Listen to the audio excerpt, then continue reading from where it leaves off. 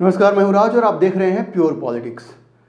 एक तरफ कश्मीर में पाकिस्तान समर्थित कट्टर इस्लामी आतंकियों ने नाम पूछ पूछ कर चुन चुन कर हिंदुओं को मार डाला, वहीं रॉबर्ट वाड्रा जो कि लोकसभा में नेता प्रतिपक्ष राहुल गांधी के जीजा जी हैं और वायनाड की सांसद प्रियंका गांधी के पति हैं, उन्होंने एक ऐसा बचकाना बयान दिया है जिससे एक बहुत बड़ा विवाद खड़ा हो गया है।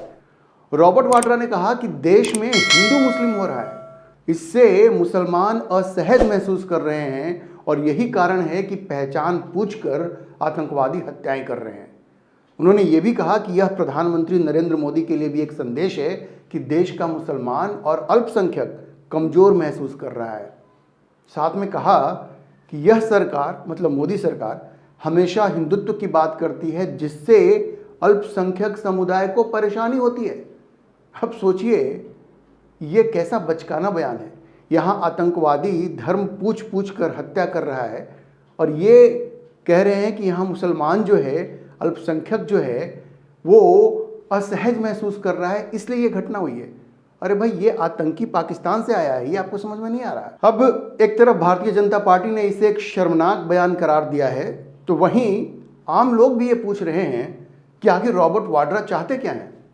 उनका कहना है कि रॉबर्ट वाड्रा के बयान से तो ऐसा लगता है कि वो पहलगाम के आतंकवादियों का बचाव कर रहे हैं, उन्हें क्लीन चिट दे रहे हैं। जी, रॉबर्ट वाड्रा के ऊपर ये आरोप लग रहे हैं उनके बयान के बाद कि वो इन इस्लामी आतंकियों का बचाव कर रहे हैं जिन्हें पाकिस्तान ने भारत भेजा चुन चुनकर हिंदुओं को मारने के लिए।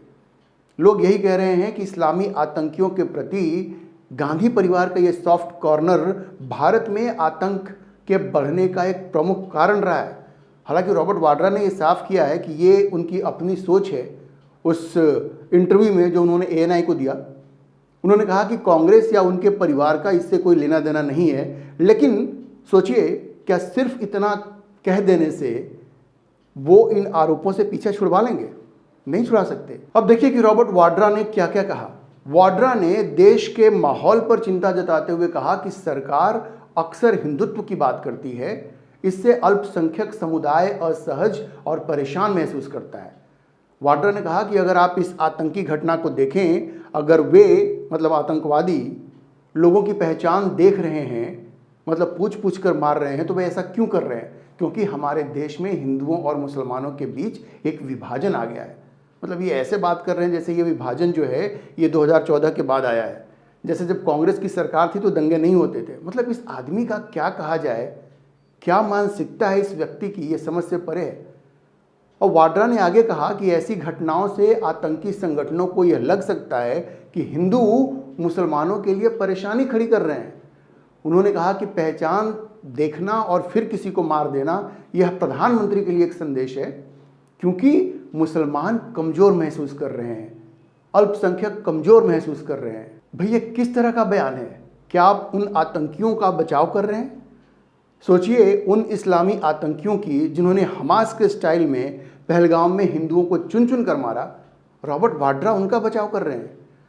उन आतंकियों के अमानवीय क्रूर एक्ट के लिए जस्टिफिकेशन ढूंढ रहे हैं। रॉबर्ट वाड्रा, आप जस्टिफिकेशन ढूंढ रहे हैं। अगर इसे शर्मनाक नहीं कहा जाए तो क्या कहा जाए? क्या वाड्रा को यह ख्याल नहीं आया कि उनके इस बयान को पाकिस्तान इस्तेमाल करेगा अपने आतंकियों के बचाव के लिए? रॉबर्ट वाड्रा का इतना कह देना काफ़ी नहीं है कि ये उनका निजी बयान है। राहुल गांधी और प्रियंका गांधी दोनों को सामने आकर इस पर अपना पक्ष रखना चाहिए और अगर वो वाड्रा से अग्री नहीं करते हैं तो खुलकर रॉबर्ट वाड्रा की निंदा करनी चाहिए। अब क्या रॉबर्ट वाड्रा ये बताएंगे कि जब नरेंद्र मोदी की सरकार सत्ता में नहीं थी तो उस वक्त कश्मीर में आतंकवाद था कि नहीं था? कश्मीर में इस्लामी आतंकवाद किसके टाइम में पनपा? बुरहान वानी किसके टाइम में पैदा हुआ? रॉबर्ट वाड्रा को अपना मुंह खोलने से पहले थोड़ा इतिहास की पढ़ाई कर लेनी चाहिए। इस तरह से पाकिस्तानी आतंकवादियों को क्लीन चिट देने का मतलब क्या है भाई? कांग्रेस पर तो लंबे समय से मुस्लिम तुष्टीकरण का आरोप लग रहा है। अब रॉबर्ट वाड्रा आतंकियों के तुष्टीकरण पर उतर आए हैं क्या? लोग ये सवाल पूछ रहे हैं। अच्छा, रॉबर्ट वाड्रा ने कहा कि अल्पसंख्यक समुदाय असहज और परेशान महसूस करता है। अच्छा, असहज और परेशान महसूस करता है, इसीलिए कन्हैया लाल की गर्दन काटकर हत्या कर दी, इसीलिए मुर्शिदाबाद में हिंदुओं के घरों पर चुन चुनकर हमला किया, बूढ़े बाप के सामने बेटे को मार डाला, फिर उन दोनों को मार डाला। इससे ज़्यादा गैर जिम्मेदाराना बयान नहीं हो सकता। रॉबर्ट वाड्रा का ये बयान बेहद गैर जिम्मेदाराना है, इससे बड़ा गैर जिम्मेदाराना बयान नहीं हो सकता।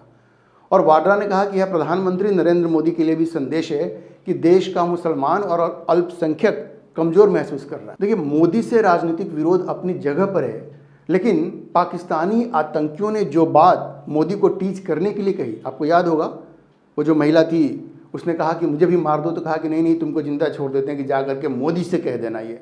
अब इसी बात को रॉबर्ट वाड्रा कह रहे हैं कि ये नरेंद्र मोदी के लिए एक संदेश है।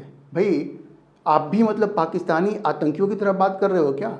मतलब बिल्कुल शर्म नहीं आती? सोचिए कि जो बात पाकिस्तानी आतंकवादियों ने उस हमले में मारे गए व्यक्ति की पत्नी से कहा कि तुम्हें इसलिए जिंदा छोड़ दे रहे हैं कि तुम जाकर के नरेंद्र मोदी को ये बताना, वही बात रॉबर्ट वाड्रा कह रहे हैं कि ये मोदी के लिए संदेश था।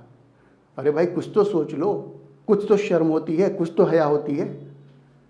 वैसे रॉबर्ट वाड्रा की बातों से स्पष्ट था कि जमीन घोटाले के मामले में ईडी उनसे जो पूछताछ कर रही है उससे वो बौखलाए हुए हैं, और उसी बौखलाहट में उन्होंने ये बयान दिया है। उन्होंने उस इंटरव्यू में कहा कि चूंकि वो अल्पसंख्यकों की तरफ से आवाज़ उठाते रहे हैं, इसीलिए ईडी उनको परेशान कर रही है। अरे भाई, अगर ज़मीन के घोटाले का आरोप लगेगा तो क्या जांच नहीं होगी? क्या आपको सिर्फ इसलिए छोड़ दिया जाएगा कि आप गांधी परिवार के दामाद हैं? अगर आप निर्दोष हैं तो फिर डरते क्यों हैं भाई? और अगर गलत किया है तो ये डर तो फिर अच्छा है। इस देश में कितने लोग हैं जो अल्पसंख्यकों की आवाज़ उठाते रहे हैं? तमाम विपक्ष तो यही कर रहा है। तो क्या उन सबको ईडी ने परेशान किया है? जिनके ऊपर आरोप लगे हैं उनके पास ये ऑप्शन है कि वो कोर्ट में जाएं, अपनी बात को रखें। नेशनल हेराल्ड के केस में भी क्या हुआ? आप हाई कोर्ट गए, आप सुप्रीम कोर्ट गए। मैं गांधी परिवार की बात कर रहा हूँ, राहुल गांधी की और सोनिया गांधी की। ये लोग हाई कोर्ट गए, सुप्रीम कोर्ट गए, लेकिन किसी ने भी नहीं कहा कि नहीं ये जांच गलत है, ये नहीं होनी चाहिए। सबने कहा कि हाँ, जांच होनी चाहिए। वैसे ही ये जो ज़मीन घोटाले के मामले में रॉबर्ट वाड्रा के खिलाफ जो पूछताछ हो रही है, और मैं आपको बता दूं 3 ऐसे मामले हैं, 3 ज़मीन घोटाले की, जिसमें रॉबर्ट वाड्रा का नाम आ रहा है, और ईडी इनके खिलाफ चार्जशीट फाइल करने जा रही है। मीडिया में ये खबरें आ गई हैं। मीडिया ये बता रही है कि ईडी के सूत्रों से बात करके मीडिया में खबर आई है कि कम से कम 3 मामलों में इनके खिलाफ चार्जशीट फाइल होने वाली है, और इसीलिए ये बौखला गए हैं। इनको लग रहा है कि अब सरकार को हम टारगेट करते हैं। वैसे बात यह भी है कि रॉबर्ट वाड्रा राजनीति में कूदना चाहते हैं। कई बार उन्होंने कहा है कि मैं राजनीति में आना चाहता हूँ। अब उनकी जो फैमिली है, गांधी फैमिली, उसी में अभी कोई यूनानिमिटी नहीं हुई है। सब लोग एक राय नहीं है कि इनको राजनीति में कूदना चाहिए कि नहीं। लेकिन ये तो भाई साहब छटपटा रहे हैं एकदम कि कब मौका मिले और हम चुनाव लड़ें। अरे भैया, राहुल गांधी इजाज़त देंगे तब ना, कैसे लड़ लीजिएगा आप?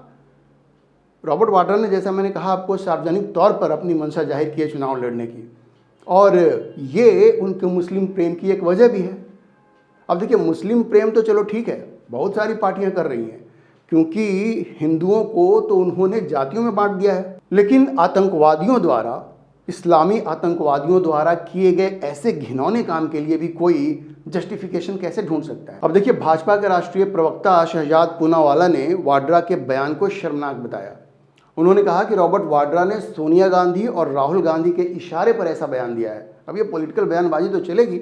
अब ये जो रॉबर्ट वाड्रा ने ये जो चिंगारी सुलगाई है, अब उस पर प्रतिक्रिया भी आ गई है। शहजाद पूनावाला ने कहा कि भाई, ये तो सोनिया गांधी और राहुल गांधी के इशारे पर ऐसा बयान दिया गया है, और यह कांग्रेस पार्टी की तरफ से पाकिस्तानी आतंकवादियों को बचाने की कोशिश है। देखिए, जो रॉबर्ट वाड्रा ने जो जिस तरह का गैर जिम्मेदाराना बयान दिया है, तो फिर इस तरह की प्रतिक्रिया तो भाजपा की तरफ से आनी ही वाली थी, और वो आ गई। पूनावाला ने कहा कि वाड्रा का यह बयान इस्लामिक जिहाद के इस अपराध को सफ़ेद करने और हिंदुओं को दोषी ठहराने और आतंक को सही ठहराने के लिए किया गया सबसे शर्मनाक बयान है। और कोई भी कह सकता है कि शर्मनाक बयान है। यह बात सिर्फ भाजपा और शहजाद पूनावाला की नहीं है। वैसे पूनावाला ने यह भी याद दिलाया कि कैसे 26/11 के मुंबई हमलों के बाद कांग्रेस ने हिंदुओं को ही दोषी ठहराया।